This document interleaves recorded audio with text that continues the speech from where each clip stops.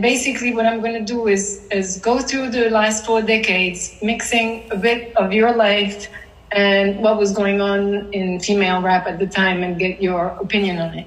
Is that okay? Mm-hmm. All right, great. So, in your teens, when you were growing up in Harlem, you were, of course, listening to rap just about everywhere, I assume, although you were still very young. Well, yeah. Is that the case? When I was young, I was listening to rap, but I also listened to a lot of rock and roll too. I was listening to everything. You know, when I was young, I used to go to like private school, but also used to hang out uptown, you know, in Harlem. Actually, I went from a transition to private school after I got kicked out of everyone to public school, and that's when my palette for music went a little more stronger toward hip hop than the rock and roll. But I've always loved all. That's why I do rock and roll and rap. But I was definitely listening to rap. Do you remember what you liked back then? The rap that I liked, which what artists when I was a teenager? What you... I remember listening to MC Lyte a lot, Yo-Yo. Yeah. There was this girl in the East Coast I used to like a lot, you know, Rage. But there was another girl that was in Def Jam that I liked a lot. I forgot her name.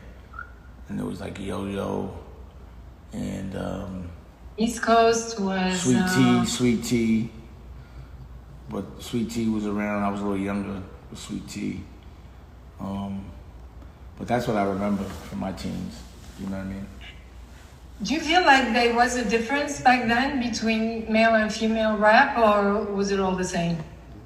I mean, you know, back then as a young man, because there was more male rappers, a female would like stand out. You know, she stood out a little more, you know. But you would think that, you know, you would never, like, it was just like, it would be like watching women's basketball, unless it was a really super dope rapper, you know what I mean? It's like that. And did you find it strange back then that men were like super flamboyant and women were wearing baggy tracksuits, and it was like almost reversed roles? No, because the girls that were around me were fly, you know? They were fly. So like, the girls that were rapping may have had more of a masculine tone about them because they were rapping aggressively, but the girls around were not acting like that. They were wearing tight stuff. You know what I mean? But you gotta think, like, I was with Aaliyah, you know, like, when she was wearing baggy clothes, I didn't really pay too much attention to her like that. And when I met her, when she wasn't wearing baggy clothes, when I really recognized her beauty. It's almost like the baggy clothes was almost like a costume for her sometimes, or for the second, that's what it was, you know? It's a way to sneak in without the body influencing the mind? No, I just think that was the tone. You know, you had to be a little more aggressive to stand out, so you took a bit of that masculinity with you, that's all. You know? Just a touch of masculinity to get in. Do you remember... Were you very young when Roxanne Shante came out? Oh, no, I remember Roxanne Shante, and also I forgot to say Latifah. Definitely Latifah. Yeah, sure. But like all those girls, you know, no, it's not even like no disrespect to them, but you kind of had a thing like they must like girls. You know what I mean? So you looked at it like that. You know what I mean? Yeah, that's exactly what Shante was saying. It wasn't about being male or female. It was just about, you know, having those rhymes and going at it. Yeah, no one was really thinking about it like that. Like, yeah, the Roxanne Shante beef, I was young for that. I was like 12, 11, maybe, like 12. But yeah, nobody was thinking like that. It was like, hip-hop was like, you were just happy to hear it, really. You know what I mean? Like, it was still like a unicorn at the time. It was new. It was like the new rock and roll. So, you didn't look at it like that. You just wanted to be entertained. Do you remember the moment when it switched from girls being fly girls or ladies to being bitches and hoes? To live crew, maybe? Yeah, around that time when the culture of paying for women started to have a voice, you know. So the strip club had a voice, different cultures had a voice. And, you know, that's just the way people speak in that area. You know what I mean? And also, you know, those type of women that they were speaking on were accepting being called those things. You know what I mean? So yeah, that's my bitch, you my hoe. So, you know, it was just normal talk. It's just like how black people might say nigga and not even think twice about it. But a woman, you know, a white person's not allowed to say it. You know what I mean? It's like a culture thing. It's not even meant to be disrespectful. It's just culturally. If something's culturally accepted, then it's hard to say it's disrespectful. It's culturally accepted. It's just disrespectful in another culture. You know what I mean? Like I wouldn't prefer my children or my daughters be referred to like that, or I don't try my best not to refer to women like that. You know, especially as a more evolved person that's been on the planet longer. What was the moment that, because you started doing blood parties at one point, right? Black parties? Was it blood parties or was it just parties with Clark Kent? No. I would do parties called the best with my crew called the Best Out. We did parties, and you know, we were the ones that would do parties at the Cotton Club. We were young, and we were a crew of dudes that were hustling, having a lot of fun fronting, and you know, it would be like, you know, 20 of us. So if we all threw down a little bit of money, it made it look like a big deal. And, you know, we would all, do parties, we would give the first 100 girls a bottle of free champagne. So by the time they got in there, they'd be just tossed having fun. And we would make t-shirts, we were making merch for the Best Out with our names on it, and they were in high demand. There was lines around the corner. So we weren't necessarily doing it for money, but when we did it, we were doing it just to front. But we saw that it could make money. And that's when I was like, we might as well just be a record company. And I, you know, and I approached my crew with the opportunity and the idea. And some of them thought it was realistic, but the ones that had the stronger voice in my crew were like, it can't work. And I said, fuck it, I'll go do it myself. And that's what happened. Okay.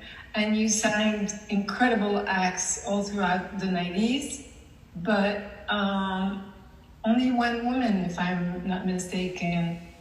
No, we signed a couple of women. Like we had Emile and Nicole Ray and Samantha Ronson, and I just didn't do the hip hop thing so much with women. But you know, I made records with Victoria Beckham. You know what I'm saying? I made albums with her. I made records with Carmen Electra. You know what I mean? So, but yeah.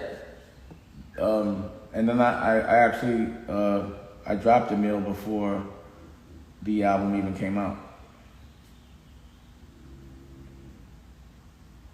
Oh, okay. What was that? Why? It wasn't good enough? No, it wasn't the album. It wasn't good enough? No, she was just starting to do things that weren't gonna look good for her future. So she was. I don't really want to revisit it, but you know, it's our business. But it was just our work ethic was different, and I was investing too much for that kind of work ethic. That's all.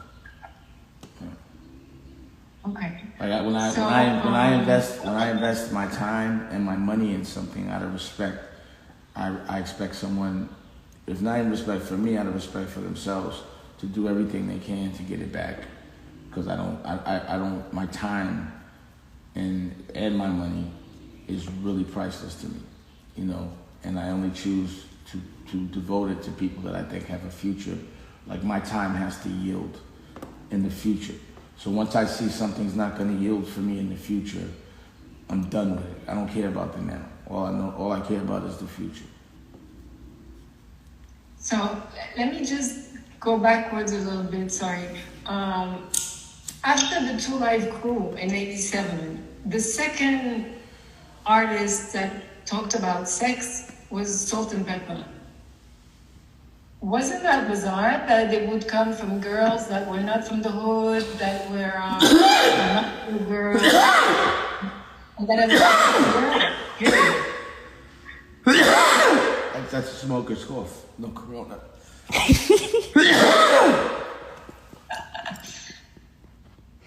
So, what was the question? I said that after Two Live Crew in '87, just a few months later, Salt and Pepper came out with quite a few songs talking about sex. Wasn't it strange that it came from women and from women that were not from the hood, that were not ghetto girls, just from somewhere else? Not to me.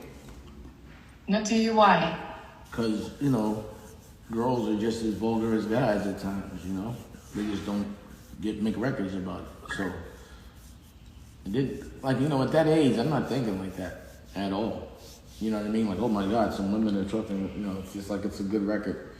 I don't think people in those moments that are being entertained at times think about what it means socially or the implications. They're entertained. Especially when they're young. You have to remember her core demographic, and then that record translated to pop culture. You know what I mean? But it wasn't a sexist thing to say, yo, good work sells, period. It doesn't matter, boy or girl and all that other shit. Like, I don't make problems, you know? No, it's not a problem. Not a problem, like, I won't even think about it. I won't even be like, oh man. Like, it didn't stand out to me just because it was Salt and Pepper. You know, they'd be outside. They used to be the same places that we were at, like, you know, hustling. And they were about that life, you know? Right. So when later on women like, let's say Foxy Brown showed up, same thing. The toughness, the rawness of that girl, and you worked with her, so I'm assuming you know her pretty well, no? I know her pretty well. It's been a while. What did you like about her? What made you want to work with her? She could rap. She rap. If you could rap as good as a dude, it's just like if you play basketball as good as a dude, then you on the team, you know, period. She could rap. When she was young, that was what it was. She was young and she could rap. And she was sexy. Well, to me, she was too young for me to be looking at her as sexist. I never looked at her like that. Okay, and what about what she rapped about? It didn't matter, you know. She was rapping. And, you know, at times, people that I knew were writing her rhymes. You know what I mean? So, the rhymes that she did with us were written by Jay. You know what I mean? Oh, okay. Yeah. So, you know, she was a little girl that could rap to me. A younger girl that could present herself in an adult way lyrically. And that's it. You know what I'm saying?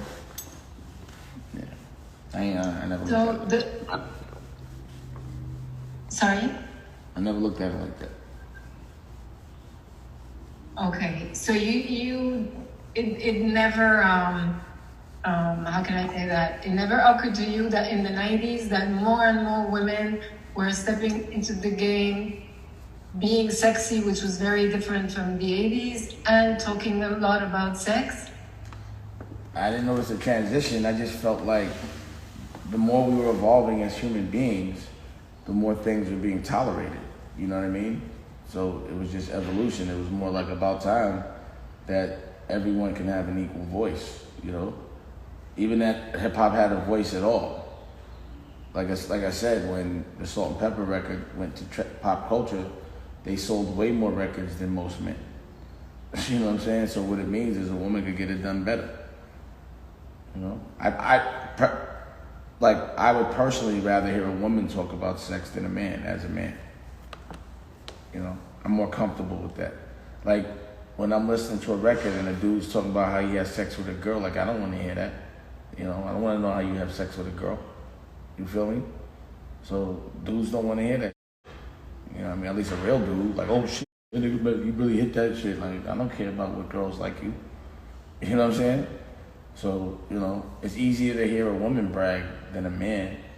Because the things a man brag about, he should only be bragging to a woman, if he's going to be bragging at all or showing it to a woman. I don't want to hear about your money. I don't want to hear about how girls like you, what you do to girls, how you talk to girls, or what you like to wear. I personally, as a man, I'm not that into other men so much that I'm going to do what they do or want to hear what they love so much. I don't do that so much. Okay. But however, So I'm just saying it's easier to get that from a woman. So if that's the case, as I'm thinking about it, if a girl's being sexy, I'm gonna embrace it. I'm not gonna ask why or even notice it. You know what I mean? I'm just like, what'll be surprising to me is the kind of girls that will be accepted, you know, and what will be accepted from a girl once they get to a certain amount of power. You know, the girl becomes the dominant. They become the masculine. They become the emperor. They take that title, you know. and I'm not sure I quite understood you. Is that a problem when they No, reach? I think it's a good thing. I just think power is gender. I think that women are the ultimate power anyway. I just think we've been tricking them into thinking they're not, because women create life. So at the end of the day, their word is law. You know what I mean? So what I was saying is, you see, once a woman gets it, they take the chip and they run it way better than a man. You know? Like, I like that women are on top in hip hop. What I find super interesting is that it didn't happen like that outside of hip hop. R&B or funk or whatever was always flirting with the idea, but it wasn't explicit all the way. I'm not even talking about white pop. It was really something specific to hip hop, that it was, on one side, guys were dissing girls a lot in the tracks. On the other side, you had girls like maybe Latifah or MC Light or whatever that were showing very strong personalities and giving strength to other women. And then there was this whole crew of women that were so explicit on sex and how they wanted sex. And if you agree with me, sex and power tend to go hand in hand. Yeah. Would you agree? Yeah? I mean, That's the only weakness a powerful man usually has is a woman or women. If I were to think what complicates me, or like I was talking to my therapist or my friend that's a therapist yesterday, and he was like, "What about you do you still think about that you just don't understand?" And I was like, "Why am I still girl crazy?" You know what I'm saying? Like, how I'm 49 years old and I just love women like when I was in high school, and I'm a powerful guy. You know what I mean? But any beautiful soul, outside and inside, will distract me like that. That's my weakness. And why do you feel it's a weakness? Are we supposed, men and women, to just be attracted? You know, I just try to be humble about it. I enjoy my weakness. I'm not really trying to stop it. I was just saying I'm wondering why. You know, I'm just so girl crazy. Why is that still the only thing that can distract me? But really, it's still one of the, besides my family, you know, my kids, and I have a girl, and I'm girl crazy for her. Like, I chase her around the house all day, you know, and she could tell you that. Hey, Rocky, she'll tell you. I'm a lot when it comes to that. You have two girls, right? I have two daughters. You have two girls. Two daughters. You have the big one and the young one. Yeah, but I was talking about my girlfriend, Yeah? Raquel. Yeah, I chased my wife. Sorry. My wife. I don't know what she did. Hey, Rocky! Where's she, Rocky, go? Oh, come here for a second. She'll tell you. But anyway, what are you saying? No, I was just wondering if all throughout the 90s, because male rap was sort of treating women like props, if this sexual power that they expelled as women was not a reaction to not wanting to be props. I don't know if I understand the question. What was the question? In the 80s, male and female rap was more or less the same. And then in the 90s, for me, there's a split in between men dissing women and women. Hello. Hi. Thank you. I'm good. How are you? So this is my wifey from I'm Life fine, thank you. She's Spanish, and I was telling her that I'm still addicted to female energy, women, like I'm a teenager, and I was like asking my girl, I chase her around the house all day. Yes. All day. That's good. Yes. For 10 years. It's great. You chase him too? Yes. Good. Really? I can't wait to hear that. Like, start chasing today. I want to see some chasing today. Yeah, I hunt her every day. She hides. She has to hide from me at least once a day. Probably, yes. Like, no more. He just has a lot of energy, just a lot of male energy. Yeah. But I love it. It's nothing more to make you feel more feminine than to have like a very strong masculine man always loving you. Physically. Yes. And mentally. And soulfully. Love women. Let me ask you because I could put a foot up, you'll be like, you'll chase her around too. I'm telling you, you gotta see her foot. You know, what's crazy is when I started to transition out of hip hop, a lot of that was because I didn't like the way women were being treated. I didn't like the way people were being treated. And I definitely didn't like the way women were being treated. I apologized for my behavior in Big Pimpin' 10 years ago. And I transitioned into fashion because I felt there's more of an appreciation for natural beauty. And even in choosing my next partner, which was Raquel, the reason why was, women do a lot to put on makeup and go outside at night. But really, you spend the most time with a woman you love when you wake up with her, when she's not made up. So it makes sense to find a woman that looks good when she wakes up, as soon as she opens her eyes, you're like, damn, she's gorgeous. She doesn't have to go and make herself gorgeous. The natural beauty is what you want. Like, there ain't no makeup hair, and she got the ponytail all crazy, it's baby hair and all that. I don't need no makeup. To the extent that when she puts on makeup, I'd be like, why? You understand what I'm saying? So, I just believe that sometimes within human men and women, the insecurities are the things that they speak about the most, that stand out the most. Sometimes, you could say that hip hop, it comes and starts from a very young place, right? It's the kids on the street are the ones that are the essence, is where you're really gonna get it. I'm 49. And you can't expect someone young to know so much, to be so smart. And I know that when I was young, I wore my insecurities all over my sleeve, and everything that I was bothered about, I was loud about, you know what I mean? And now that I got good at those things, I'm even louder about those things because now I'm confident. I get double loud. Because once you win at something you're insecure about, it turns into confidence. You understand what I'm saying? So you have to look at rappers and like, look, these are all my insecurities. I need guys to be around me. I need to pretend I like girls. I got to disrespect. But how long does it last? And the ones that usually last are the ones that grow out of that. You know what I mean? So the thing about hip hop is it's almost like school. You go to hip hop school, and if you notice, hip hop school is really dangerous right now. People are getting killed. If you don't pass hip hop school now, it's not even about, being able to survive and have a career after you're 30. It's about not going to jail and not getting killed.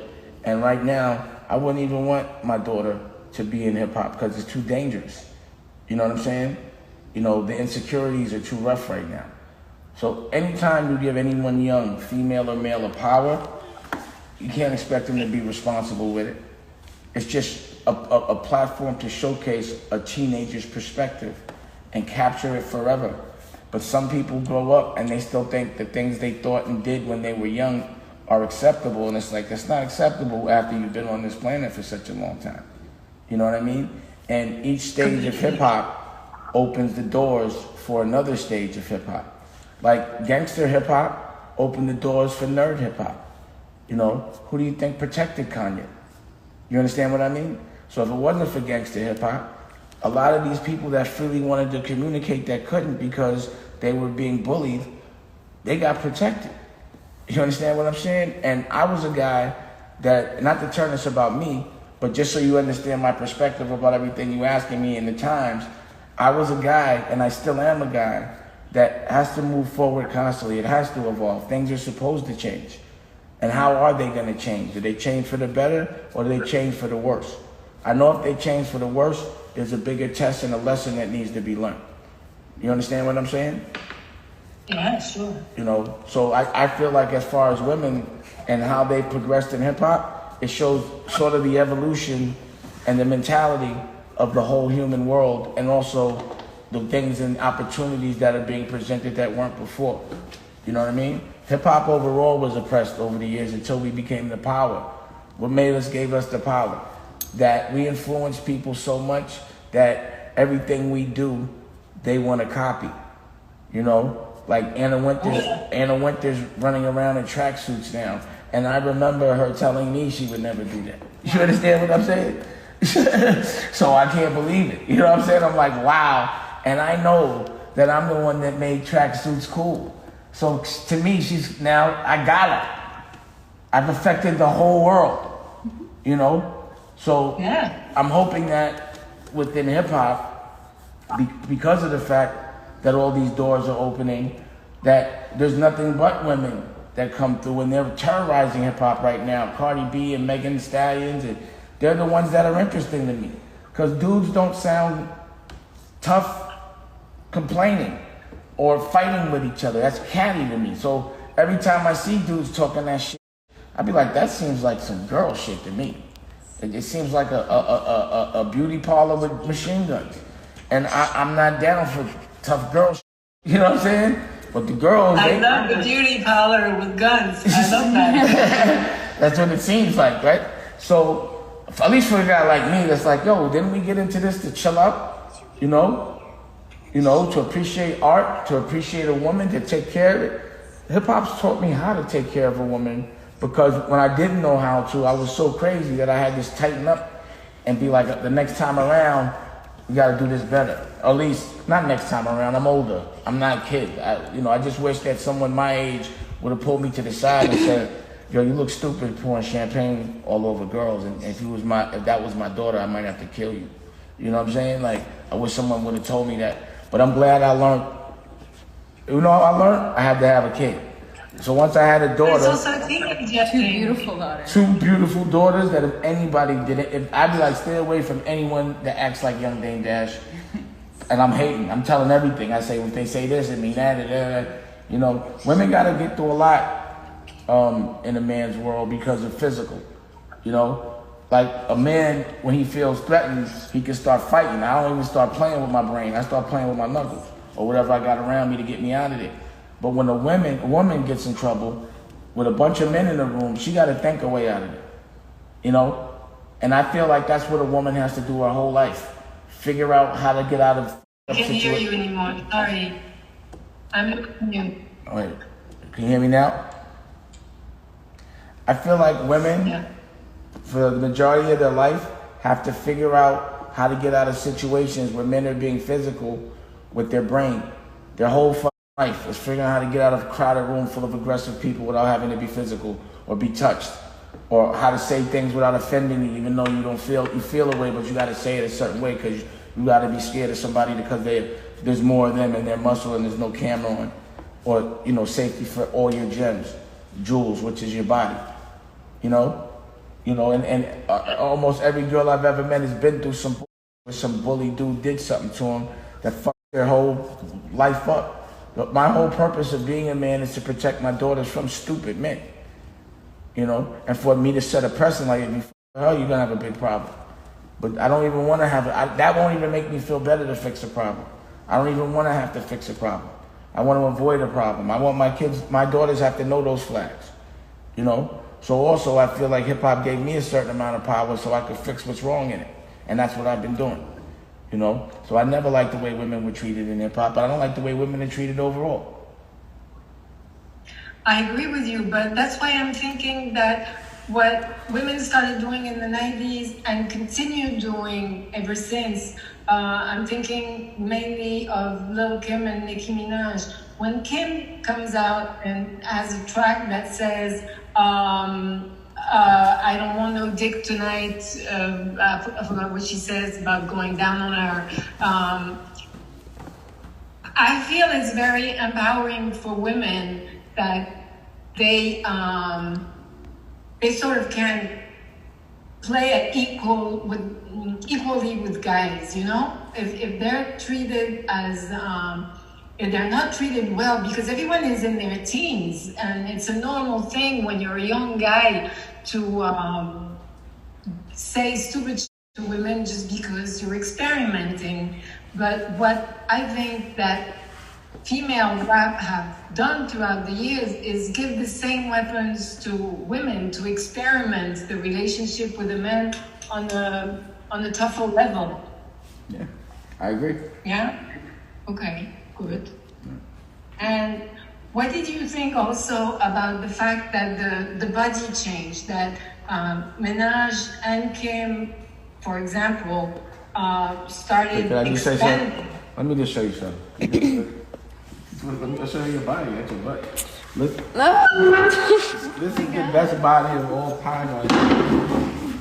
I've always loved a nice body. That's why I fell in love. You feel me? That's why I fell in love. Weird. So, you know, when I was in fashion so heavy, I noticed that they weren't about voluptuous women. They were using women like hangers. They wanted you to pay more attention to the clothes.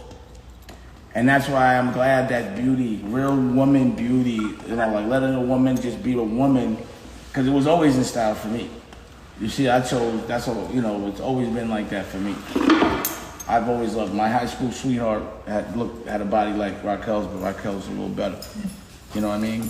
Janet was her name. I still remember I loved Janet. I love me some Janet. But, yeah.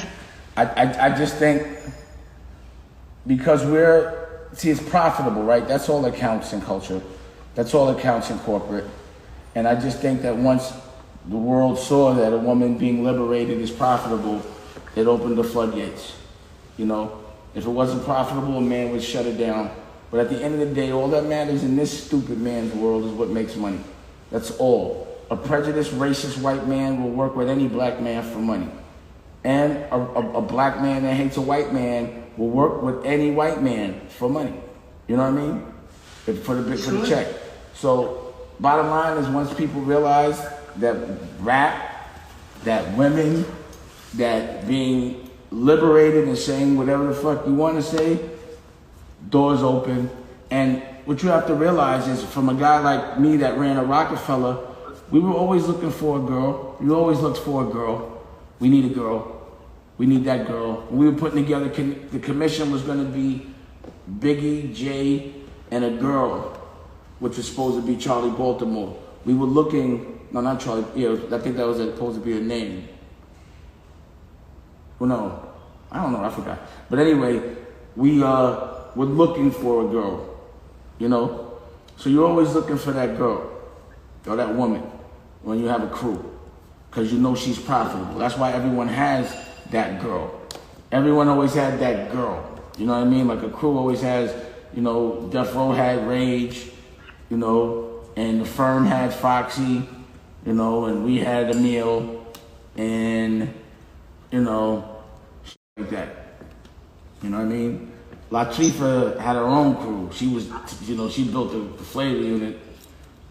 You know, she was a boss. She was like that girl that used to hustle outside, like reminded me of this girl, Big Deb from Lincoln, and had the white, you know, she had a whole crew of dudes, and you know, it doesn't matter, you know, and real gender doesn't matter, or age.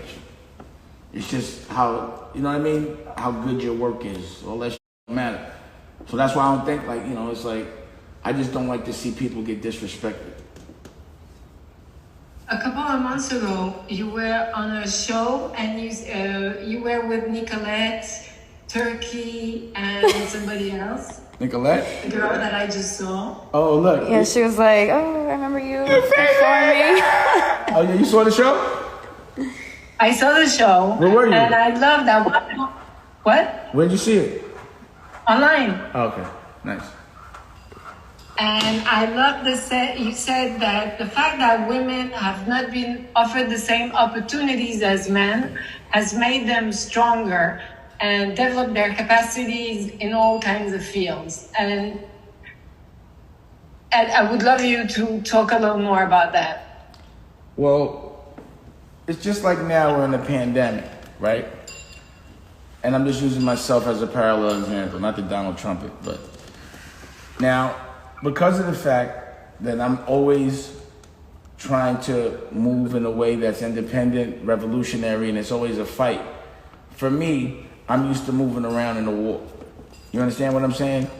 I'm used to having a business model that's not dependent on other people telling me what to do. I'm used to being able to stay home. Basically, every way that everyone has to live now, I'm used to doing that. So I'm thriving while everyone's trying to figure it out. I'm already used to it. The same thing is happening with women, you know? Because the playing field is now becoming level, right? Where the opportunities are now the same. Now, women who used to not have the same opportunities that do are like, I'm gonna bust they ass. And now men that are used to being given privileged opportunity don't have it, and now they really gotta work for it. So they're crumbling, and these women are shining. You know, in the middle of a war, the real generals that I'm seeing are females. The ones that are doing it right, the ones that are holding it down, are females. So you still have a label, right? I have a division in my company for music, you know. Right. That's, you know, but I can't say I have a label because I did that shit 20 years ago, you know. Yeah. But I make music, but it's not for me to, like, for example, I'm working on Nicolette's album with Nicolette. But traditionally, it had, like, I made a TV show for her. We made the album, we shot all the videos, we did everything. I would have been ridiculously crazy about getting that shit out and making sure it gets marketed, but it's not my business model no more. So I partner up with an artist and be like, I'll make sure you got this and that, but you gotta go fight for it. You know what I'm saying? So it's not my model. Old Dame Dash would have made Nicolette famous way quicker, because that's all I was focused on was other people. But New Dame Dash is only focused on him, and if you want to get on Dame Dash's spaceship about him, there's room. You know, but if you don't fucking do what you gotta do, you'll just be a passenger as opposed to flying shotgun with me. You know what I mean? It's like that. So, I like making music. I put out my own shit. I started to do rock and roll, Black Guns, you know, the fundamentals. Like, I always wanted to combine the fundamentals of rap with the fundamentals of rock and roll, which is the show. That's the fundamentals. You know, live instrumentation. And to me, a rapper doesn't usually use instruments, so his lyrics are his instrument and his vocal. So to see rap as an instrument with a bunch of other instruments has always been, you know, pretty interesting to me. It's what I like. And that's basically what my projects are. It's rock and roll, it's rap, it's that shit, it's punk rock. You know what I mean? But like with the rap swag, but also with a conscience and a purpose, you know? And then, you know, the live music and shit, I was trying to do a Stax Records kind of situation, or one band that works with everybody, you know? But I just seem to be the person that works harder than anyone that's around me, and that doesn't make sense to me. See what I'm saying? I feel like I'm too old to have this much energy and people be this young and not. I'm like, oh, hey, stop it. The only one that I think still has that kind of energy is like Kanye. He's the only one that's crazy like me. You know what I mean? Yeah, he is.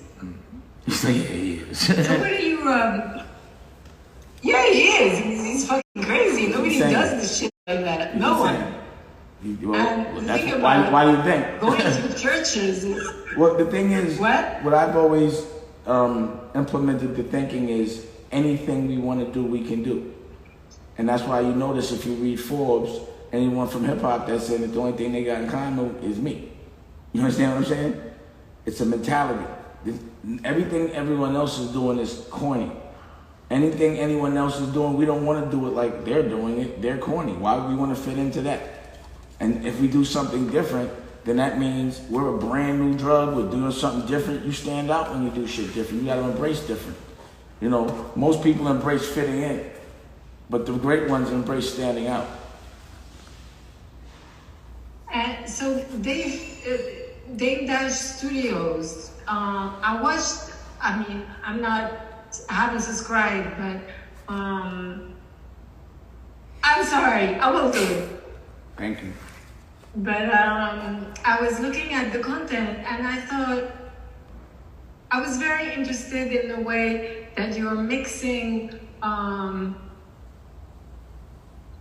not going to say genders because it's not right, but the fact that there's like testosterone programs mixed with health food programs or girls fucking around, it's a very unusual strategy, I think. Well, the thing is, right, when people promote health, they act like they're fucking granola bar, you know, everyone, and that's not it at all. Like, I don't want people to get it twisted. Just because I'm into, you know, independence, freedom, health, I'm still fucking. And imperfections are what make you perfect. Pretending you're perfect is giving people false expectation. If they live their life trying to be something that doesn't exist, then they're gonna end up depressed. And that's what most people are. So yeah, just like I said, I talk all this, but when I sit my girl down, I'm like, yeah, but I chase her around the house all day. So why wouldn't I show every part? Like, you know, there's a part of me that, you know, feels like based on my circumstance and what I experienced is very gangster. You know, I've done a lot of shit, seen a lot of shit. Most talk about movies, and that's part of me. But I also learned about being a better person, an adult, not doing that, and how to transition out. So of course there's going to be help. Of course there's going to be psychotherapy and yoga. You know, there's rock and roll and there's rap. You know, and it's about, you don't have to be perfect to be perfect. You know, to be healthy doesn't mean you have to be, you know, bottom line is everyone that pretends they're perfect, the dark side of them is so dark that's when you got to start making movies and books about, you know. I don't pretend nothing, so I'm not, you know, it is what it is. This is the non-judgment, unless you're an asshole trying to help hurt other people. But our thing is about deprogramming, breaking patterns, you know, doing things different and being confident, understanding your self-worth, how to keep your brain healthy and your brain and your mind, you know, and your sex drive, all of it. You feel me? The whole nine.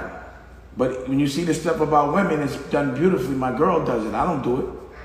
You know what I'm saying? She's taking the pictures. I'm just done in a very respectful way, like old school Playboy. I want to bring beauty back. You know, I want women to not think that, you know, natural beauty is not beautiful. You know what I mean? Natural beauty is beautiful. Don't try to impress a man. Impress yourself. Men are too corny. Make them earn. So you pretty much have a lot of women working around you. You have one running the art gallery.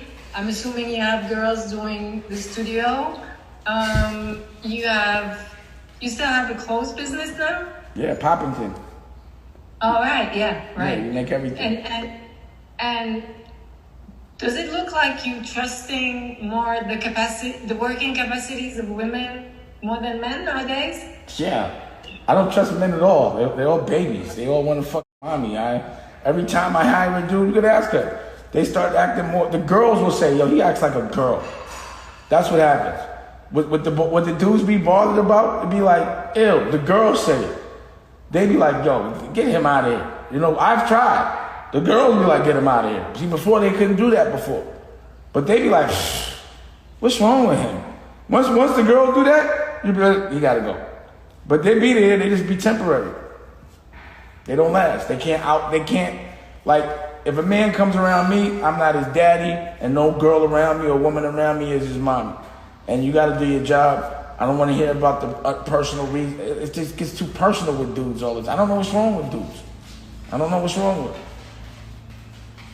Yeah, I don't know. I don't know either. And that's why I'm like, yo, how the fuck they run the world? Look how fucked the world is now. Yeah. If girls were running the world, women, it would be a way better place. True. It What is would your only be 21-year-old doing? Huh? What is your 21-year-old doing? She's modeling and she's in college. Oh, okay. So she's still studying.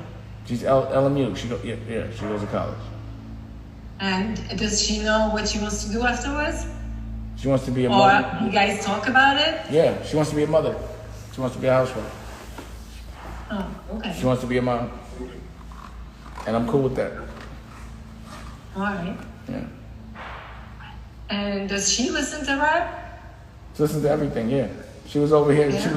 She was over here the other day. She turned into Champagne Dame on me. I couldn't believe it. I was like, wow. I was like, you better not do that when I'm not around, you know? It's all right for a boy, but you can't be doing that. You know what I mean? All drunk and shit. Yeah. But in your house, you can do it. So.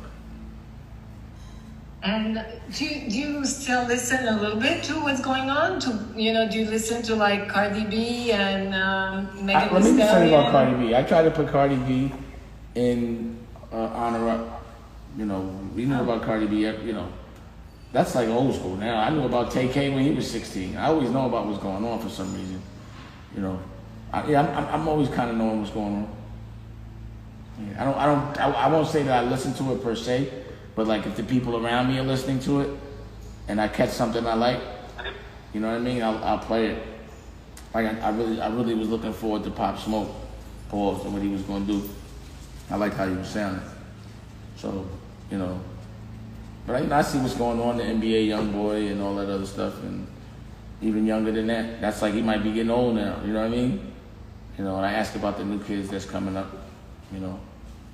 And then my nephews and my son and all that would keep me always, like my nephew, he raps, his rap name is Dash, you know. He runs around, he'd be in Paris, rapping and shit all over the world. You should check him out. Air Dash is his thing. So yeah, I read something about it. Yeah, I think with the new shit I'm listening to. Yeah, I hear all that stuff. I hear it all. And do you listen to other women in rap like Young Ma? Like who? Young Ma. You know the girl that has the ooh. Yeah. I'm not like, yeah, I remember 48. So if they playing, I'm listening. But you know, on my Butters FM. It's usually old school shit, even before rap. Like, I don't really, you know, I'm older, so I don't want to be all aggressive and I don't glorify that shit. It doesn't make me feel so good sometimes. I like the beat and the hook. Or if my kids are dancing to it or whatever, it's cool. But, you know, it's kind of hard when you know things and you hear people saying things that are young not to try to teach them. So I can't hear some shit that I don't agree with and, you know, be having my children loving it. You know, and not be able to say, yo, don't do that. You know what I mean? So for me to just be here, I don't know. If I like it, I like it. You know what I mean? I don't know. Sure. The politics in rap right now are like kind of petty for me right now. Meaning people arguing and doing too much, and people getting killed and going to jail too much, and that shit needs to stop. Would you agree to the fact that just as much as hip hop completely changed the world and influenced everyone, even people that are not listening to rap, just because all the fashion influence comes from rap, because everything comes from rap nowadays. Would you say that in the same way, what women in rap did change the way women are overall in today's world?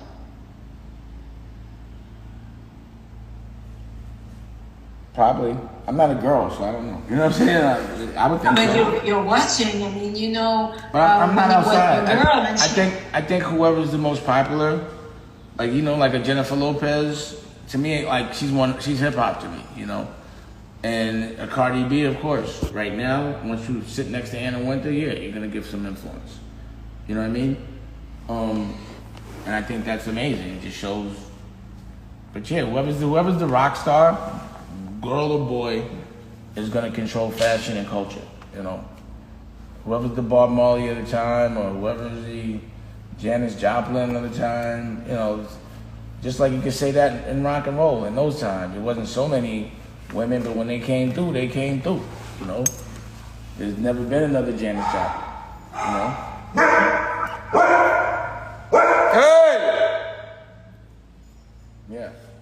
No, but back then there was very few women artists, and now there is so many, particularly in rap.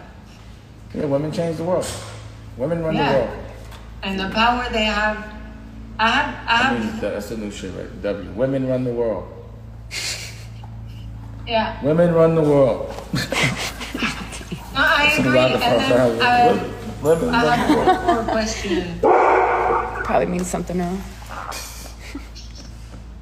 You're on social networks. Everybody has a social account somewhere. Mm-hmm. Did you notice that women have at least twice the amount of followers than men have? Like Eminem has, I can't remember, I think 40 millions. Nicki Minaj has 110 million people followers.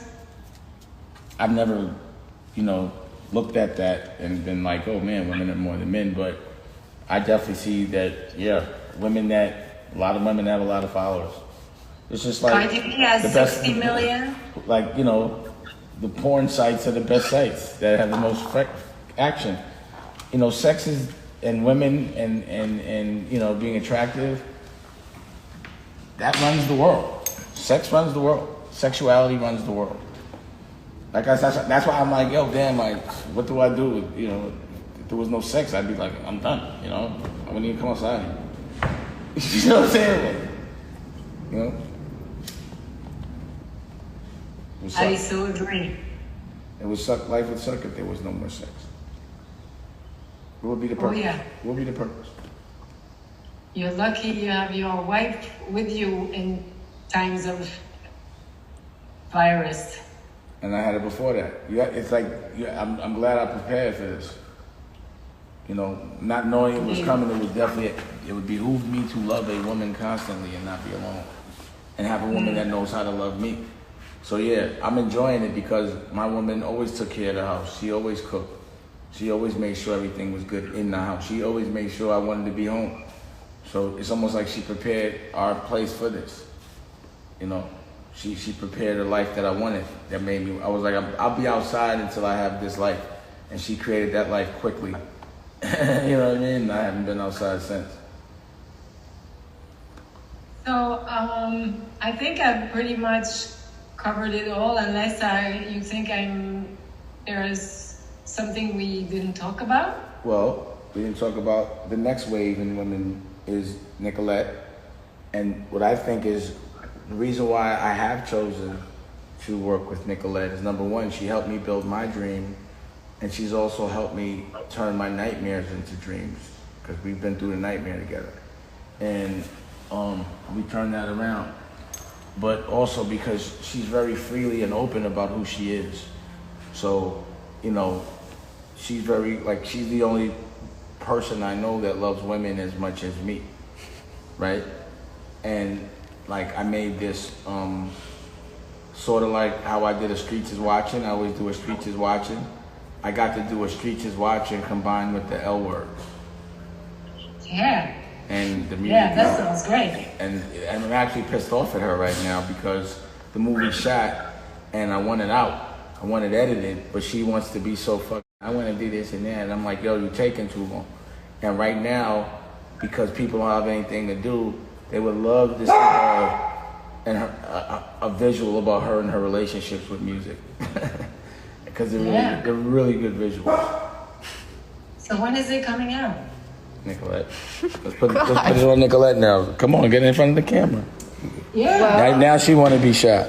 So I saw you on the other show. You can come. You can come. And she's in my other television show, Dressed to Kill. Yeah. So she's all set up. She has an album, she has a good show, and she's in television shows, and she has her own television show. But she's moving. I don't know why she's not moving that fast. Congratulations. Well, now I got a fire under my ass. I put a fire under her ass. It's gonna be soon. You're gonna start seeing it's time for her to hit the market. I'm waiting for you. We're waiting for you.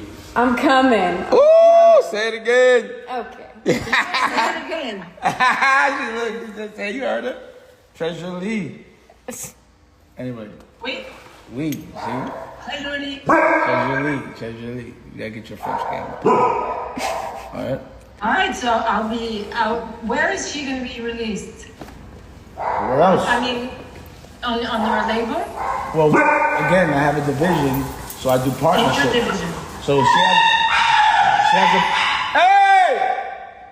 she has a bunch of projects. One with what's the name of the project that you and Devon did? Before we begin. Before we begin, and that's one project. She has a rock and roll project, kind of that the record she did with me. And then she has this other project that she's doing with this crew called the Yacht Squad. So my thing is, she's gonna be on a lot of different things. She sings, she raps, she acts, she takes pictures, she likes girls. So we're doing all of it. If I was gonna get back in hip hop, I would only want to do it with a woman. I don't want to let But you're masculine. doing it. Yeah, I'm doing it. Yeah. So it's all perfect. Yeah, it is. Yeah, so Yeah. hurry up. It's coming, haters. I'm waiting. Come in, hater. Huh? J'attends. J'adore. She said, I'll tell her what it means later. She doesn't know. But anyway, yeah, so Alright. as soon as this thing is over, or if it's not, I might be out there in a spacesuit or something. But, we'll be out there. Well, I'll be waiting for you. Is that your house? That's a little bit of my house. You can't see much of it, but Yeah, those are- everything is pretty much yellow. It's very French. I love bright colors. But the way the modern and I could, it just made me feel like I was back in France. Were you in Paris? Come back. You in Paris? Yeah. You know what? You ever hung out in Cannes, right? Sorry? In Cannes? Yeah, I can? Yeah, sure. I noticed that in France that they laugh at Americans for working so hard. That it was like they close up shop, like take 4-hour lunches and shit. You don't do all that. That's for Americans. You like to relax and enjoy and marinate life. So is that how the French people, they really see us as people that just work too hard? Hey! Yeah. Governor! Pardon? It is like that. It is like that in France. But because I was in New York in the 80s and then at MTV Europe in London after that, so my first 10 years of working was in English-speaking countries. And I'm on that working thing. I can't stand the naps and the strike and oh, fuck. Can't get fired out there either. And the French on strike every other day. You can't get fired out there. You can't get fired. I know about that. I had a French CEO. I had a French CEO once. yeah? Interesting. Yeah. Interesting. Very interesting. A woman too. Oh yeah? Must have been very different. Yeah, she used to run Givenchy and like Nike for a little while. I forgot her name. Yeah, it was very different. Very different.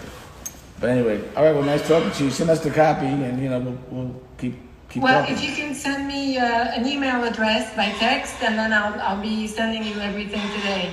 Okay. They can All do all that. Great. Thank you so much. Thank you. All right. Take care. Thank you. Bye. You were live too. We did it live, by the way. You on the live. We were live. So yeah, what's up, y'all? Hey, after this, can we put up the edits from yesterday? Yeah. So I'm up, working, not sitting still, enjoying life, taking advantage of this opportunity. I hope everybody's doing the same. I'm making sure we stay busy, stay focused, Stay inspired. Stay safe. Big shout out to anybody that's going through it. Big shout out to anybody that's fighting for anyone that's going through it. You know? So now what I'm going to do now is I'm going to look at all the edits from yesterday, everything that was, every day the editors, we give them stuff to edit, and then at the end of the day or the next day we look at it. I'm just showing y'all what I do. And it doesn't take so much physical energy, but it does take just doing it, making sure you're getting up and you really doing it, You gotta be doing it. For real. Roll this joint. I ain't even gonna work out today because I worked out 5 days straight. Nicolette didn't work out, so I ain't work out today. If she would've worked out, I'd have worked out. You know what I mean? Word up. So what's good, y'all? See niggas out there. Hope everybody up, having a good day. Check out Dame Dash Studios. We just launched some new comedy with Cynthia. Cynthia's doing her thing out there. I'm sure she's probably out there working right now. Cynthia's in the studio now? No, I haven't heard it. It's only 11. Is she going today? Because Columbus wanted to shoot something in there. So, doing these short films. I was trying to figure out, I've been looking at a lot of footage. I was trying to figure out exactly what I was going to edit next. Yo, I kind of want to edit up that, now think about it, that short film we shot with the Health is Wealth short film. You know what I mean? Mm-hmm. I think we should. I think people would like it. You feel me? What's up, New York? How you doing? Hope y'all staying safe. Shit is crazy. I know they're starting to open up some of the states. I think that's not a good idea. I wouldn't do it. And I'm particularly not happy about the way people are being treated in the prison system right now.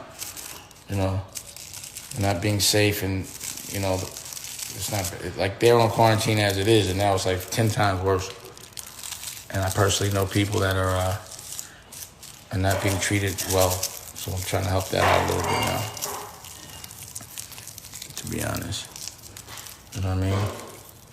And I just don't understand, like, if they were complaining about the hospitals all filled up, and now things are starting to level, and they're leveling, but it still means the hospitals is all still filled up. Why the opportunity for more hospitals to get filled up? You know what I'm saying? So I personally don't advise people. Fuck work. I know y'all saying y'all got to, but if somebody telling you to fucking come out and you don't want to, don't come out. Your life means more than fucking dollar. We'll figure that shit out later. You know what I mean? And if somebody's telling you to come out and they don't come out, then they really don't come out. Don't come out. Don't come out. For real.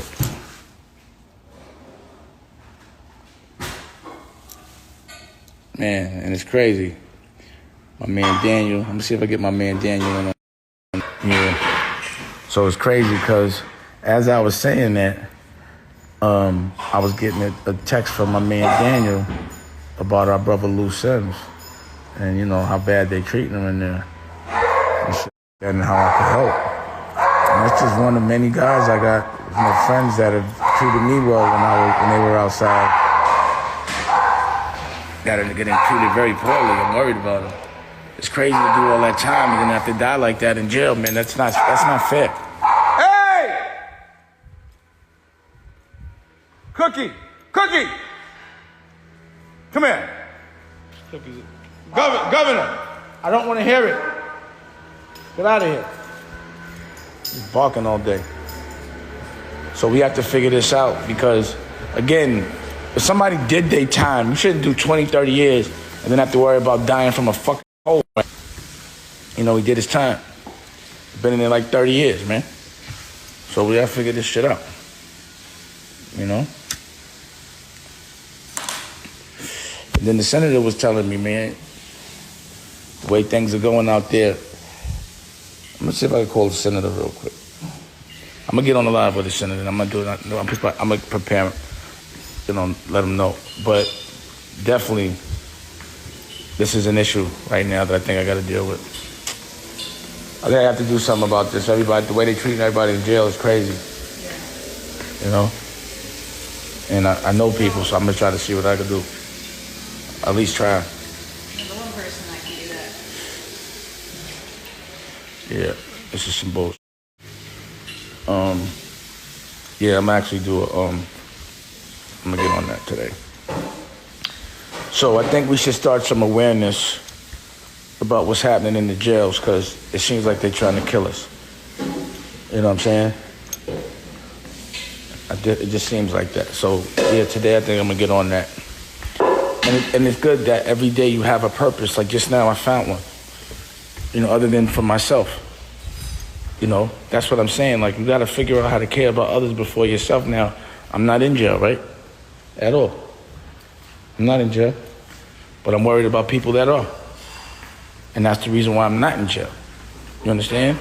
So now's the time to start practicing, figuring out how to help people other than yourself.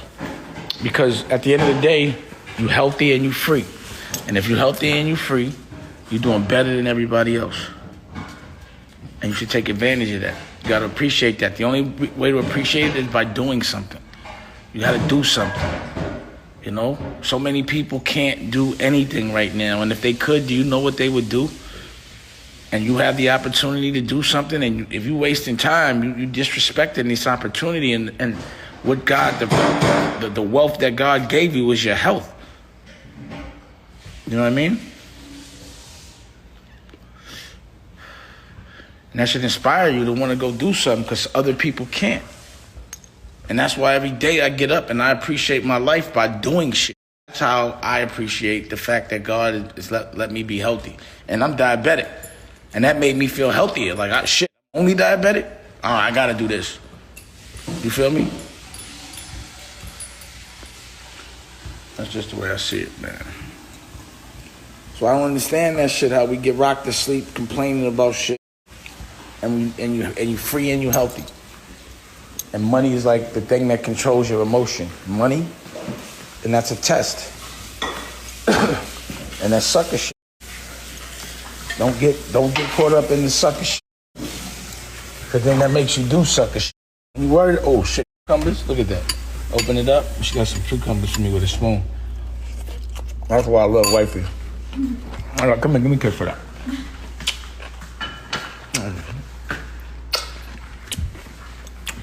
Take care of me. You know? Don't pay attention to that bum orange juice. Yo, that orange juice is whack. Yeah. Tropicana is played out. I'm not fucking with Tropicana. After you drink fresh squeeze all the time, you can't really go back to drinking regular orange juice, regular.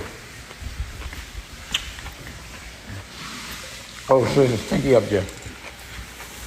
Oh my God. Anyway, it's about 90 out here.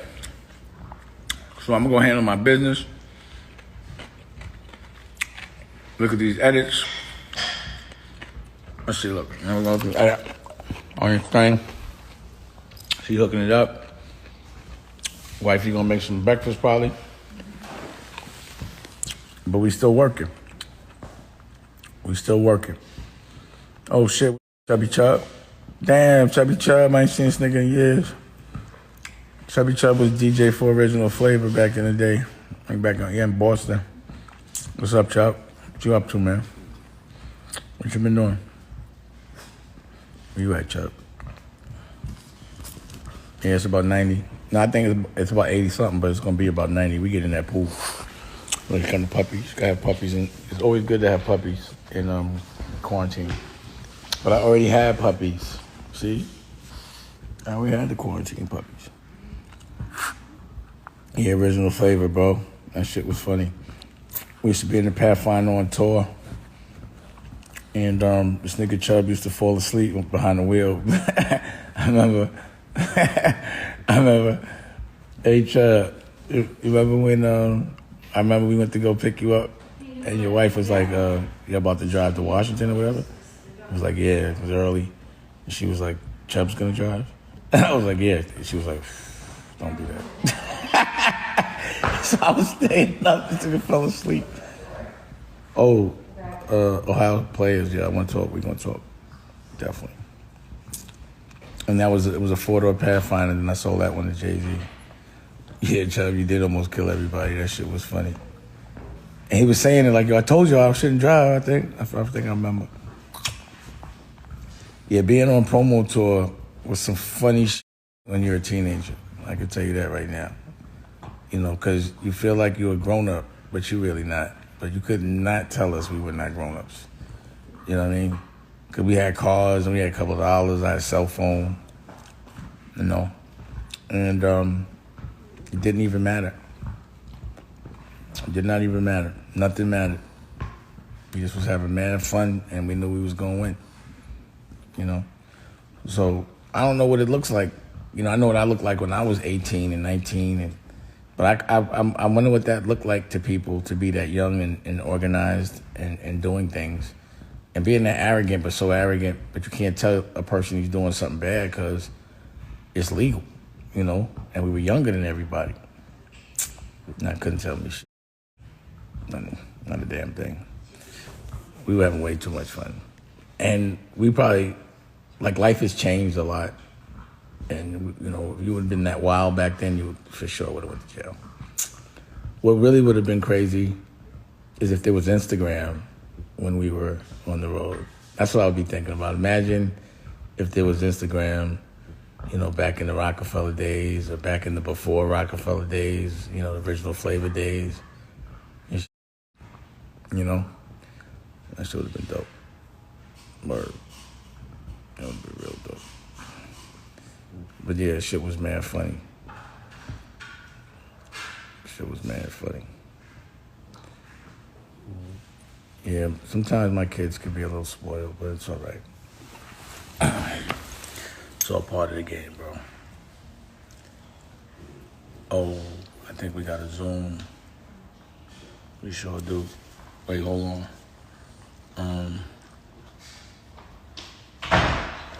No, I've really been chilling, man. I don't be speaking to too many people. I'm in my own world. I mean, I do speak to a lot of people, actually. But the people that I haven't reconnected with so many people. I've been talking to the same people for the last 20 years, 30 years, and I still talk to them. You'd be surprised who I talk to and shit. Like, I recently connected with Do It All from Lords of the Underground, and we've been doing a lot of things together. You know what I'm saying? He ran for Senate in Jersey. He connected me with the Yah Squad and the Bishop. So, you know, it's kind of crazy that, you know, certain people, they have certain ideals, and years later they have the same ideals, and it's like you never stop being around them. They just don't change, you know? And I kick it with Tretch sometimes. He performs with us every time we come to New York. You know, Tretch is like a brother to me. You know what I mean? And then there's other guys in hip-hop that you'd be surprised. Like Raekwon, when we talk, RZA, he's really cool. You know what I mean? Shit like that. You know? I think Be Real from Cypress Hill is cool. He's my best friend. I always say that. Fuck Be Real, he's a cool cat. You know what I mean? Shit. So yeah, you'd be surprised of the people that I do kind of kick it with when I do. But other than that, nah. I'm just moving forward, man. I'm pushing. I kick it with Fendi every now and again. He got that thing coming, that little show. You know?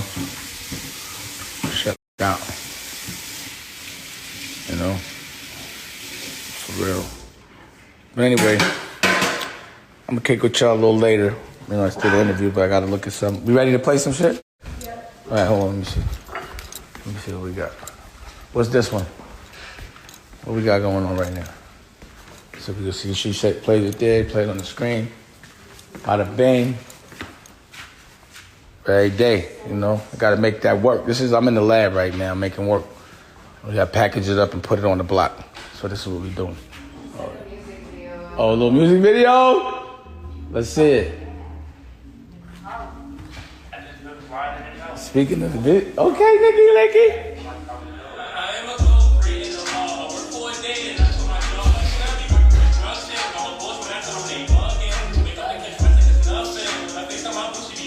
Young Charlie from Harlem, you know what I mean?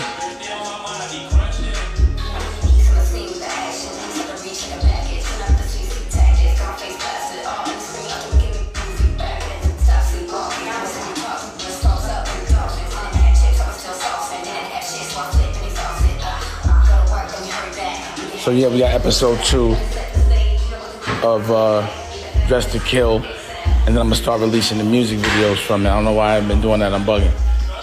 You know what I mean? Thank you. Somebody said nice crib. It's our little love palace. We love each other. Yo, I keep calling Lays Laz now, man. You remember how long I was calling Laz Lays? Yes. And now he's back, I'll be like, Laz, oh Laz. I can't, it's Lays. Let me see, where's Lays at? So you remember Lays from MOP? Oh, y'all remember MOP? So Lays is like the Dame Dash It or the MOP joint. You know what I mean? Let's see what we got. No, I've been talking to him. Yeah. He's funny. And also he used to be, oh, there you go. So he used to play golf? There's like, yeah, he said he do. He said he getting on it, but I don't see no request. So request it. See, I fell in love with her. Uh-oh, we got commercials. What I found out was just Somebody said, who's the white Nubian queen? You talking about Nicolette? Because this Nubian queen is Spanish Nubian. Spanish Nubian. real sexy. I don't see the, Things will work out. I don't see the, no requests. The problem was, Matt's wife hates me. I'm trying to get the She's trying to request. kill me. Fuck you. I got a girl. I don't see no requests happening. Let me see that again. Yeah, I don't think it ends at fuck you. Well, it should end at like, I'm not trying to kill you, you're trying to kill me.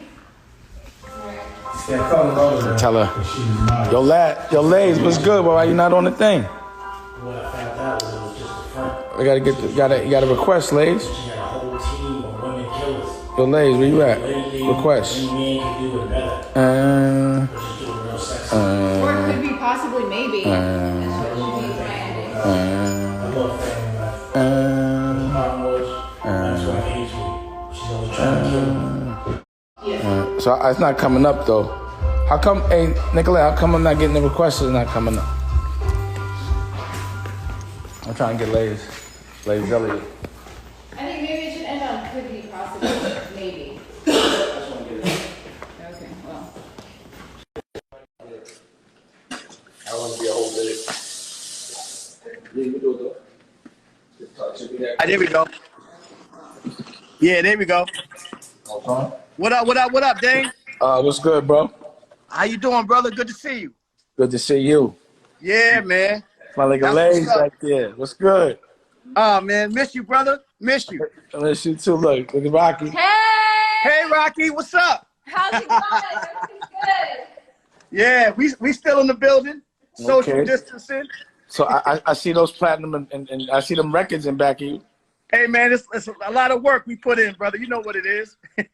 Well, you know, just in case people don't know, they might not see your face so much, but you know, I said you the Dame Dash at MOP, right? There we go. And listen, there's only one Dame Dash, man. You know what I'm saying? I'm just proud to let them hang out. You know, they let me hang out with them. You know what I'm saying? Knock it off, bro. Now, people don't even remember. I don't know if they remember, but we made an aggressive move, and you know, both of us worked together, got him off Columbia from who thought he was a gangster, Doniana, and we Yeah, a lot of gangsters.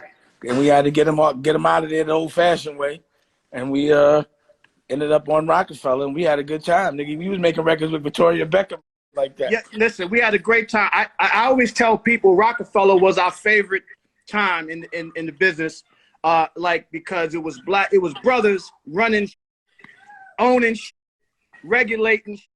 And honestly, I don't think there'll never be another Rockefeller, man. Y'all changed the game, man. Y'all changed the game for real. Well, it's about to be a DDS. I'm about to change the TV game. You know what I mean? Oh, we with all that, man.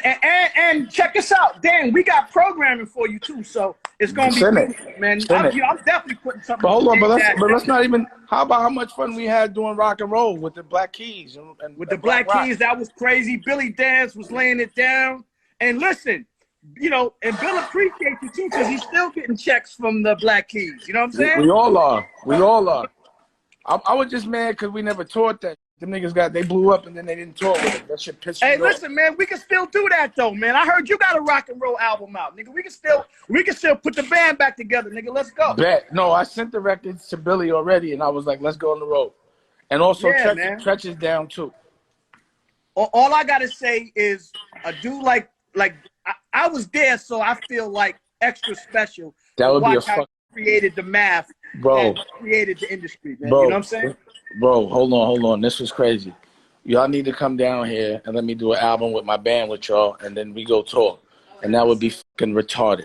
We can make all the records over, but with my band, and then new ones, and they will be sick. That would be crazy.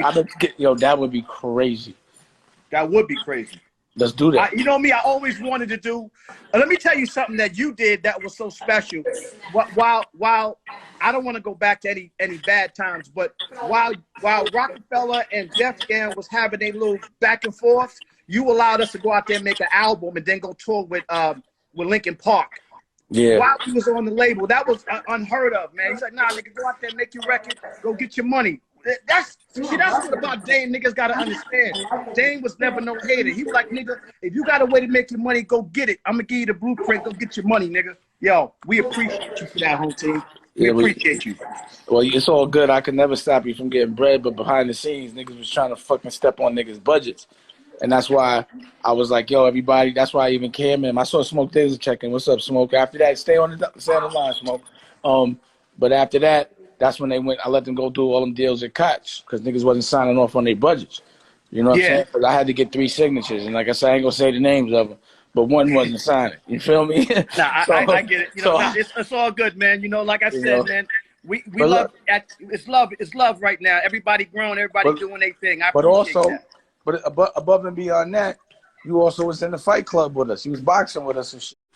Hey, listen, man. I hung out with y'all, man. But y'all niggas was dead serious. Y'all niggas was fighting for the chip. For real. It wasn't fair. It wasn't fair. We were staying in shape. Yeah. Shout out to Keith Doshries. And rest in peace to his wife. God bless her soul. Yeah, I've been talking. I check in with him at least once a week. I went over there and I went to go see him when it first happened. You know, he's a gangster. You know, he's a general. He from my neighborhood. He from Brownsville. Shout out to Country James. Nigga, I went to Brownsville to go see him. Yeah. You know, and yeah, man, it's my kept my hand skills nice. Q-Tip used to be in there fighting. Heavy D used to be in there fighting. Jay-Z used to be in there fighting. Yeah. Real shit. Preem from Queens used to be in there with me sometime. Skano, shout out to Skano. Skane was in there fighting. Gus Johnson was in there fighting. Gus Johnson, the sportscaster, he was in there fighting. Yeah. Shout out to Q-Tip. Q-Tip got knuckle game, B. I held the pad for Q-Tip. Man, he's fast. No, Q-Tip could fight.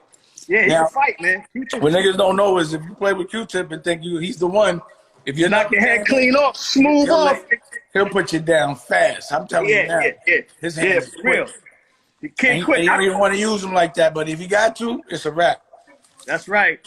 That's right. Definitely. Yeah, we used to fight hard.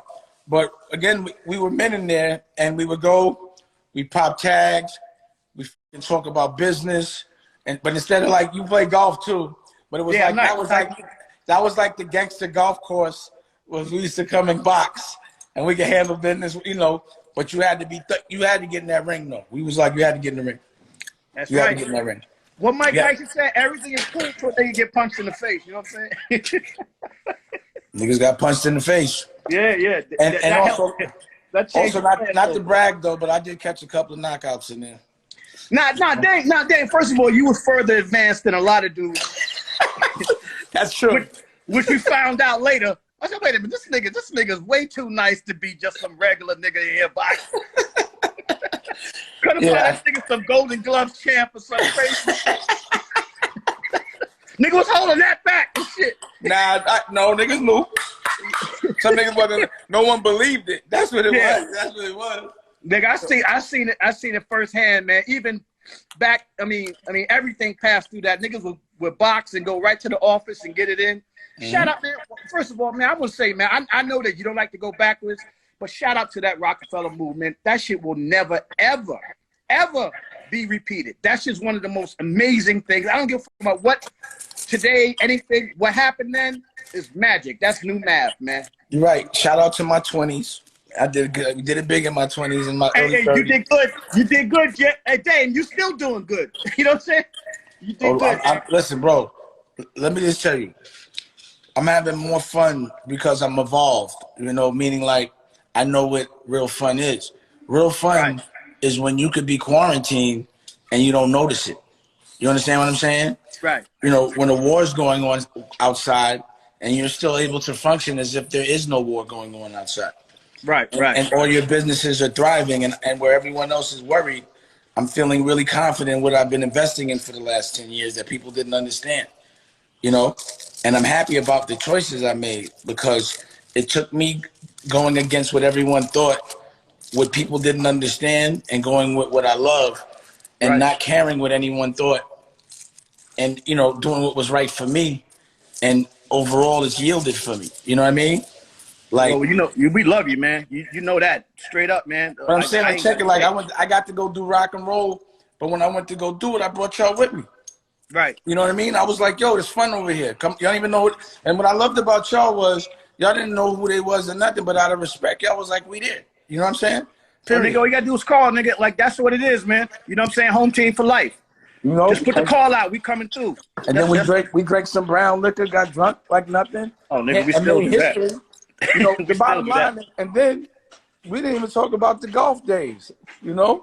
Yo, first of all, I was surprised that you came out and you could play. I didn't know Dave could hit the golf ball, man. That was surprising to me. I was like, because, you know, you figure nigga, you think you figure nigga out. You know what I'm saying? Like, nah, Dave can't fuck with this golf shit.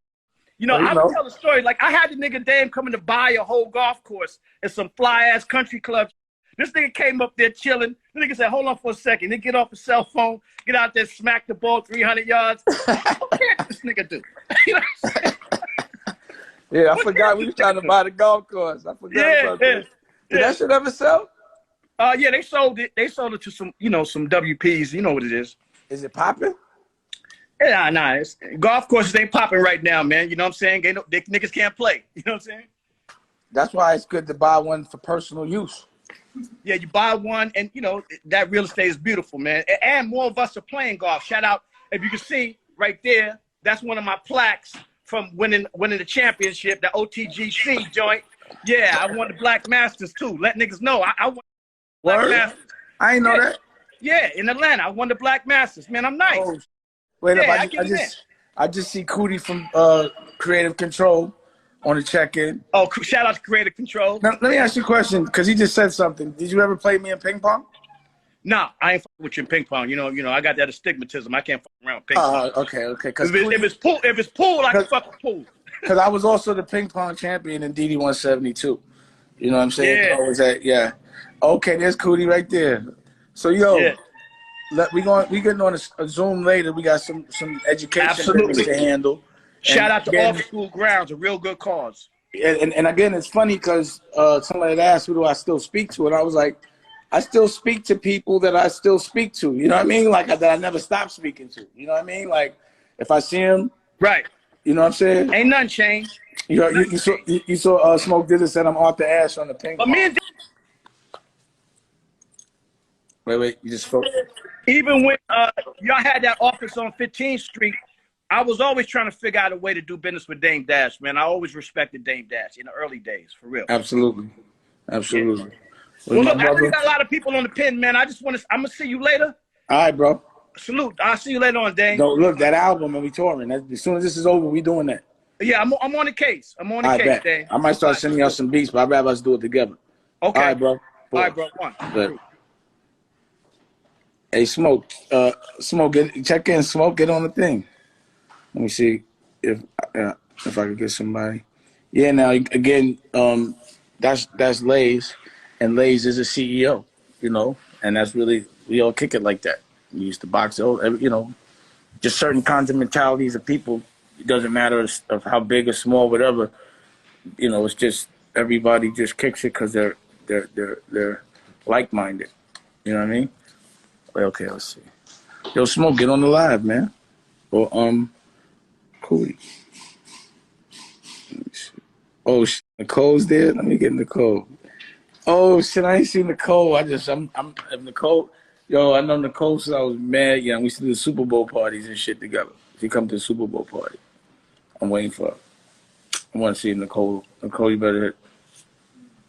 Yo, Smoke, you not going to jump on? You acting funny? And then also big shout out to my little brother. Oh shit, what's happening? That's crazy. What's good?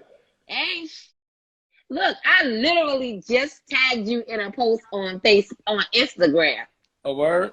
Yes, I wrote that because Clark put up this post from before when we all was on somewhere we was out. Oh, He I saw tagged it. you, and the joint been circulating on the Instagram like crazy. Alright. And somebody tagged me in it yesterday, and I posted, and I was like, yeah, shout out to Dusko, who always made sure we had a seat at the table. You used to put us the fuck on.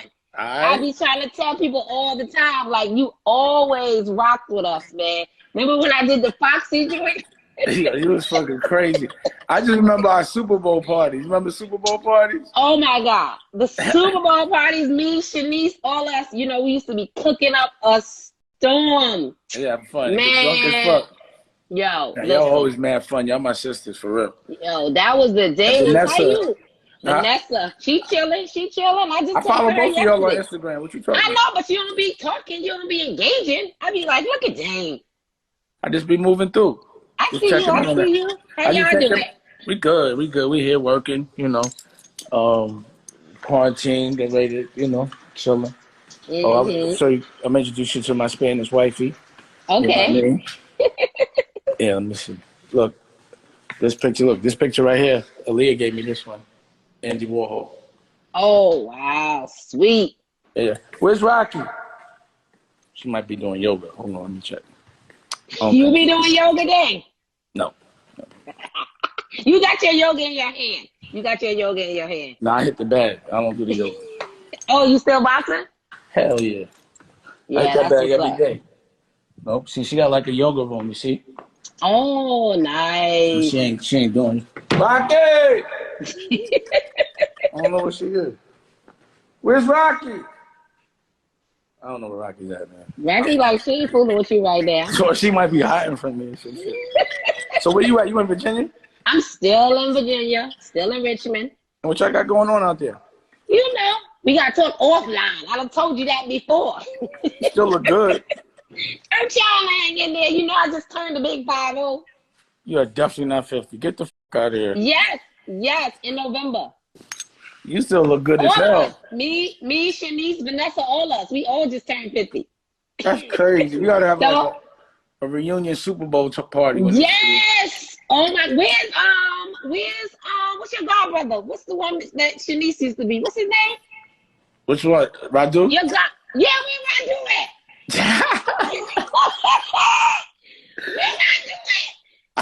I ain't spoke to Radu in a minute. I gotta holler at him. And guess what? Rel was at my birthday party because I had my party in Cove in New York, and Rel and Corey and all of them was at the party. Niggas was acting a little funny though, but you know. That's crazy. That's so crazy. You know, I'm 49 this week. Oh, what? What day? When your birthday? May 3rd. May 3rd. Yeah, you a Taurus. That's right. That's why you always been the real deal, man. Well, there she telling you. She was over there ditting up the poopy. Look at her. Look at her. She's a good woman. Look, I got 4 dogs. And the cleaning lady can't come in. Oh, yeah, because y'all... Rocky, look. What part of LA you in? Remember I told you about... And, I mean, I can't tell you all that. Oh, yeah, don't do that. Don't do that. My bad. Yeah. But like this, I'm in hills. You in the hills, though. Yeah. Look, Rock. I know her. She used to be... Hi. She knew me when I was I'm young. good. She did like Super Bowl parties with her. She was yeah? Ride or Die sister. Yeah. Nice to meet you. Always love for Dame, man. I don't care what nobody say about Dame. I got nothing but love for Dame. He ain't never switched up. Never. I love it. He's never switched up. Never. Right. Never. Never. Yes, You know yes. that? Never. Always love for you, Dame. Like, always been real with us. Always. Like, Love you too. I love that y'all still look good. I love that. yeah, man. You know we had to get out that city. You know, niggas is up there looking hit. Had to get out that city. Oh yeah, definitely. I moved out here about 5-6 years ago, and life is better. Yeah, much It's better. it's easier because you got room, you got space. Right. You create your own You bubble. eating good. You Yeah. eating good. You know, you living life. You breathing fresh air. Rocky's a chef. Oh, dope. You ain't see a cooking show? You ain't eating mac and cheese and all that no more. You remember you used to be like, get the mac and cheese, make the chicken. you used to remember we used to get on the three-way and we be like, oh, we gotta create the menu. You used to be like, I'm gonna leave all that up to y'all. The money on the counter, y'all do everything. Like, that's right. Man, those was the days. Those we used were to fun. have so much fun. So much fun. Well, I know you still have fun because I am, so I know you having fun. And not really. Richmond is kind of boring. It's boring. But you ain't got a little circle of friends you kick it with? I do, but it's not the same. It's not. Oh, come on out here. We still having fun in here. Yes, I know. I gotta come out. Remember, you was in Vegas the last time I was out there, and we missed each other. Yeah. But I got one of my Actually, I should probably connect you with somebody out there. One of my she worked here and she moved out there on that canvas industry, and she working out there, and she really good people too. And I'm supposed to come check her out. Okay. And but I said soon. We'll see. I don't know. Once everything left, because this is crazy right now. Oh, yes, it's crazy. But it's time for a change. But just no collateral damage. Keep everybody safe. That's it. You gotta stay inside and just do it smart. That's right. Can you do me a favor and order Dame Dash Studio so you can see the network? Okay. I just gotta download it? Yeah, it's like Netflix. I just download. Okay, I got you. Get a week free. Rocky got a cooking show. I got the scripted. We got scripted shows coming out. OG stories and shit like that. What? Come on. See, honestly, like I pop in and out, and I just happened to just come on here because I posted that thing today. And then I saw you going live, and I clicked on, and I was like, because I just tagged you in my post. I'm gonna check it. I'm gonna like it.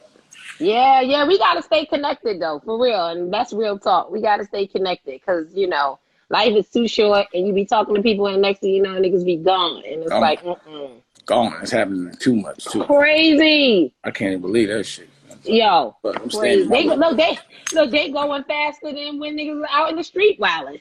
But that's what's crazy. Niggas that, survive the street is going out like this. It's like, nah, that's crazy. That's crazy. Like niggas gotta take care of their health. Yeah, they ain't taking care of their health and all that. Yeah, you gotta keep that immune system right. So when you look 50, you look like you. Good God. Hello. Look at you.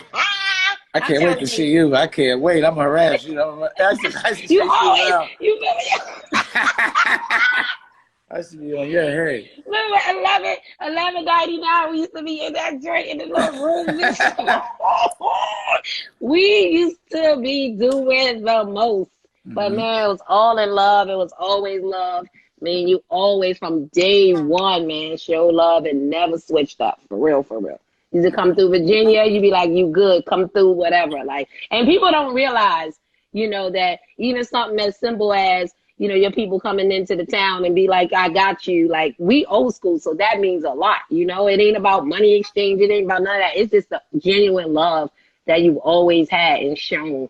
And when you was moving, you like, whatever I could do, I'm going to pull people in. I got this little thing for you, come through, whatever. That ain't happening nowhere no more. Nowhere. Niggas is chasing the dollar and they don't care. I still care. I still do. Oh, I know you do. That's why I said come around. It's popping over here. My block is clicking. Yeah, I know that's right. The block is clicking right now. First of all, I got that work. First of all, it's not a block you ain't going on that ain't clicking. You ain't that. Like, cut it out, okay? I've been trying to get this one to pump for a minute.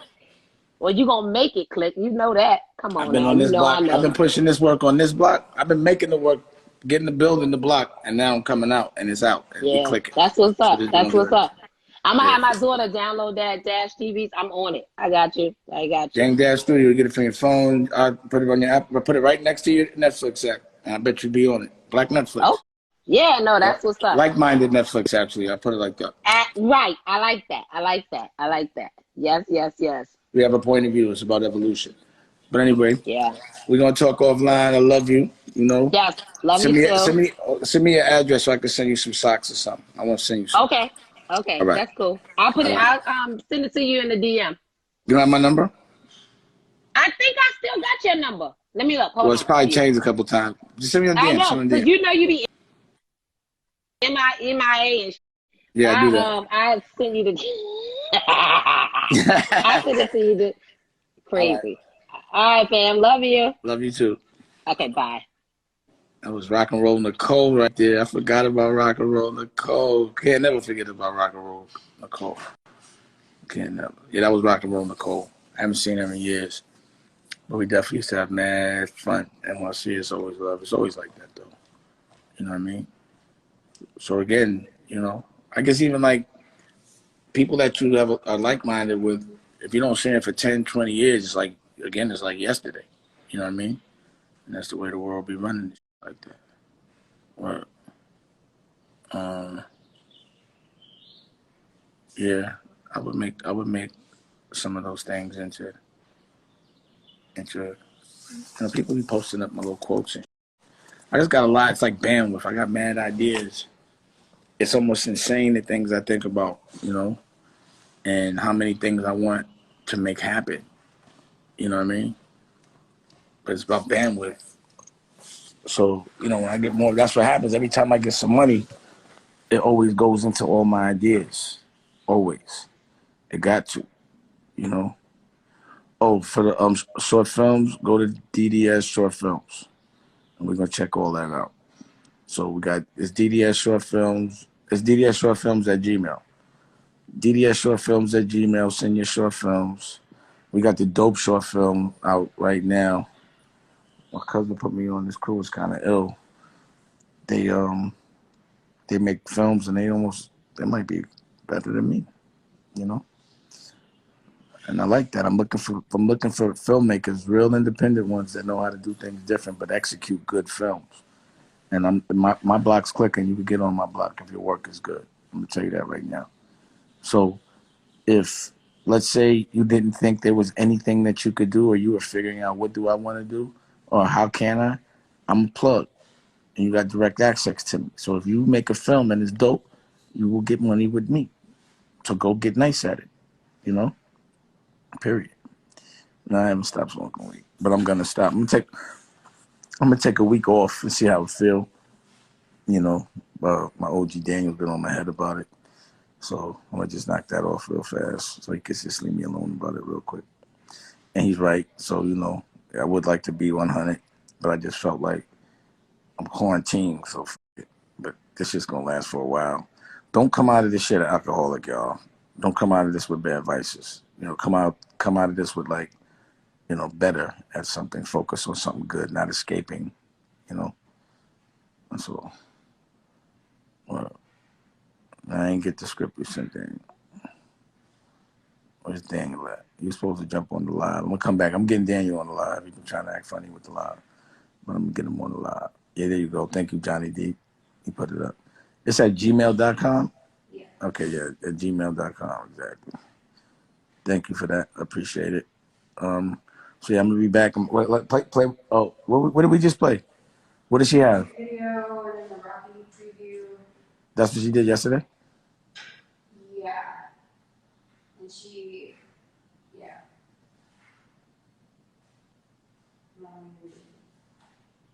Okay. And what did the other girl do? She sent like some IGTVs and comedy stuff. Okay, let's see. So we got the comedy stuff. We're gonna put comedy. I'm about to be clicking on the comedy. Actually, I gotta go look at this stuff. It's at ddsgmail.com. DDS short film at gmail.com. Yeah, Daniel is the man. He's a good dude. But anyway, I'm gonna get with y'all a little soon, a little later. Thank you. I'll talk to y'all. we'll holla. If you want another amazing video with the one and only Dame Dash, check it out right there next to me. I think you'll enjoy it. Continue to believe, and I'll see you there.